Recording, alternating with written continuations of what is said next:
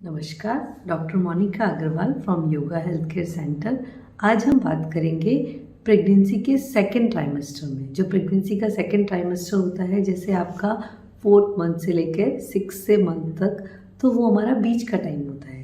That is called honeymoon period for pregnancy. कि pregnancy में उस टाइम क्या होता है, बेबी की भी बेसिक ऑर्गन्स बन जाते हैं, साथ ही साथ जो मॉर्निंग सिकनेस का प्रॉब्लम होता है वो भी कम होता रहता है और एक स्टेबिलिटी आ जाती है प्रेगनेंसी में। तो आप अच्छे से रिलैक्स हो पाती है प्रेग्नेंट लेडी। आराम से अगर उनको कुछ क्रेविंग्स है, कुछ खाना है, तो वो आराम से खा पाती है, कोई प्रॉब्लम नहीं होती उस टाइम, और वो रिलैक्सिंग वे में अपनी प्रेगनेंसी को इंजॉय कर पाती है। लेकिन हम योगा के माध्यम से उसे कैसे और उसको रिलैक्सिंग कर सकते हैं और कैसे और बेबी के लिए इफ़ेक्टिव ग्रोथ ला सकते हैं, तो आप उस बारे में बात करेंगे कि प्रेगनेंसी के जो सेकेंड ट्राइमेस्टर है, जैसे आपका 13 वीक से लेकर और 24 वीक तक, तो हम इस दौरान हम क्या प्रैक्टिस करें, क्या योगा प्रैक्टिस करें, ताकि हम अपने बच्चे के लिए और बच्चे की माँ के लिए, प्रेग्नेंट लेडी के लिए कैसे इफेक्टिवली रिजल्ट ला सकते हैं। तो इसके बारे में हम आपको योगा पोस्चर्स बताते हैं, तो वो आप आराम से कीजिए। अगर आपको फिर भी कोई कन्फ्यूज़न हो तो किसी एक्सपर्ट का सुपरविज़न लीजिए या आप हमसे भी पूछ सकते हैं। सेकेंड ट्राइमेस्टर में जो हम योगा के बारे में आज हम पोस्चर डिस्कस करेंगे, तो सबसे पहले आप मेंटली रिलैक्स्ड हो, मेंटली प्रिपेयर हो योगा प्रैक्टिस के लिए। किसी भी कंफर्टेबल स्थिति में बैठ जाएं, एक हाथ चेस्ट पर, एक हाथ नेवल पर। Close your eyes and just feel your breath. आप ब्रेथ को फील कीजिए ताकि आप मेंटली अच्छे से प्रिपेयर हो पाए। तो एक हाथ नेवल पे रखिए। When you inhale, stomach little bit out, chest should be open up and shoulder should be little back side. धीरे से, और जब आप एक्सेल करें तो पेट नॉर्मल जाएगा, chest in and shoulder little bit invert. ये देखिएगा।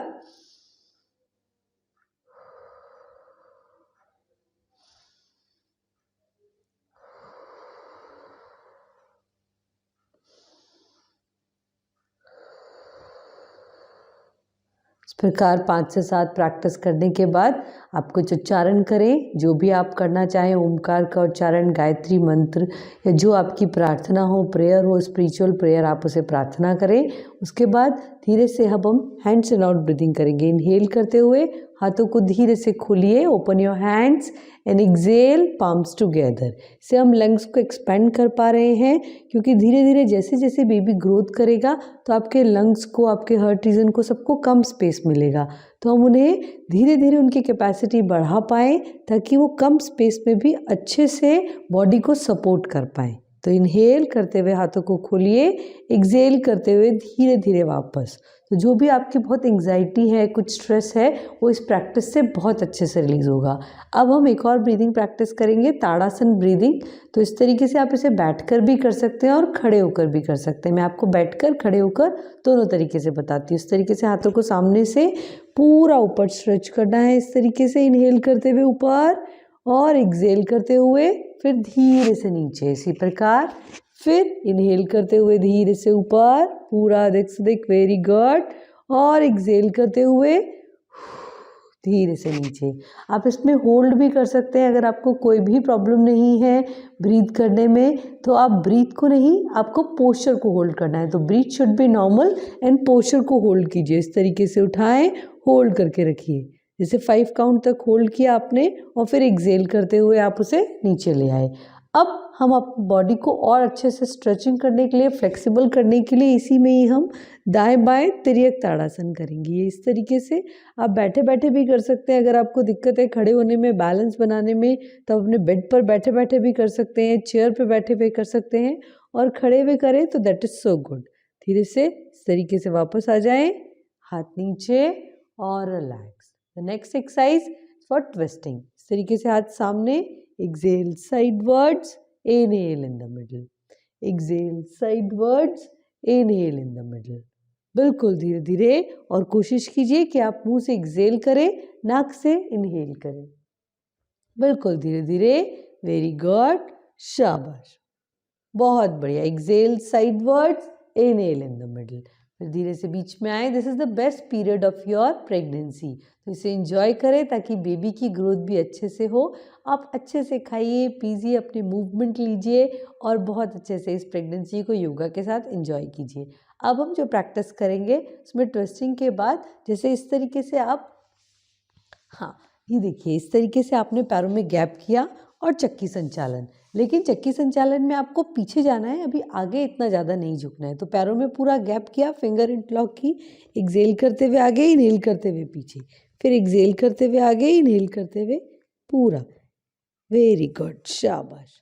पूरा। फिर अपोजिट साइड से भी, ताकि जो पूरा पैल्विक मसल्स है, यूट्रस है, उसको हम पूरा अच्छे से एक्टिव कर पाएँ। तो बहुत मज़ेदार पोस्चर है, आपको बहुत मज़े आने वाले हैं। तो हर पोस्चर को एंजॉय करते हुए पूरी ब्रीदिंग अवेयरनेस के साथ करें और ये सोचते हुए कि आपके बेबी के लिए बहुत इफ़ेक्टिव है। ठीक है, तो आराम से अब कंफर्टेबल होकर बैठें। अगर आपको नीचे बैठने में दिक्कत हो तो कोई पिलो या कुशन भी आप यूज़ कर सकते हैं। अब हम करेंगे ट्विस्टिंग भरद्वाज आसन। जैसे इस तरीके से आप बैठ गए कंफर्टेबली, एक हाथ घुटने पर और एक हाथ इस तरीके से पीछे ट्विस्ट करना है। फिर वापस इसी प्रकार। अब हम कुछ ब्रीदिंग प्रैक्टिस करें ताकि आपको बोरियत भी नहीं हो और चेंज महसूस हो। तो सबसे पहले हम करेंगे उज्जयी प्राणायाम का अभ्यास। वोकल कॉर्ड्स को कॉन्ट्रैक्ट करते हुए ब्रीद इन और फिर लेफ्ट नोस्ट्रिल से एक्सेल। इससे क्या होगा, क्योंकि प्रेगनेंसी में थायराइड का बहुत ध्यान रखना पड़ता है ताकि बॉडी का मेटाबॉलिक रेट बैलेंस रहे। तो आपको कोई भी जैसे गेस्टेशनल जो डायबिटीज़ होती है, जो थायराइड होता है, वो नहीं होगा अगर आप प्रिवेंटिव और क्यूरेटिव मेजर्स में से यूज़ करेंगे। तो लाइक दिस।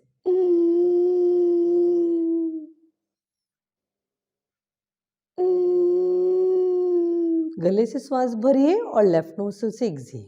ठीक है, इसी प्रकार आप 5 से 7 राउंड कीजिए।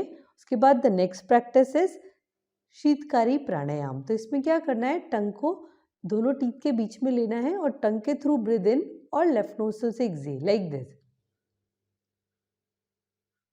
और फिर धीरे से लेफ्ट नोस्ट्रिल से एक्सेल, ये देखिएगा।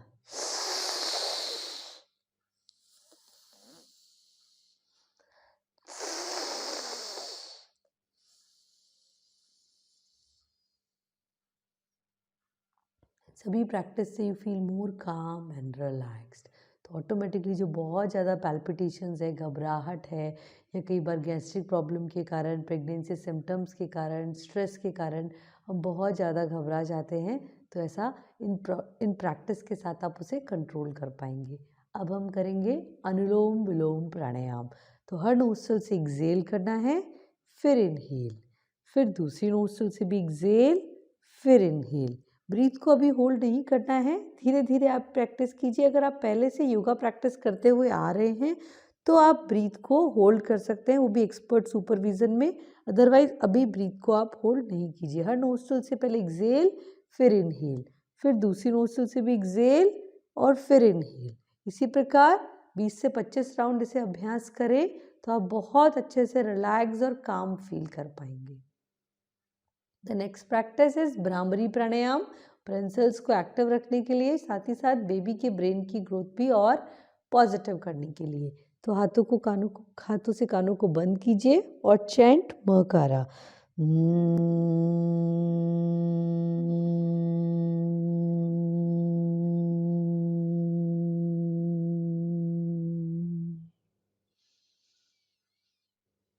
इस प्रकार 5 से 7 राउंड करें। ऑटोमेटिकली यू फील सो काम एंड रिलैक्स्ड।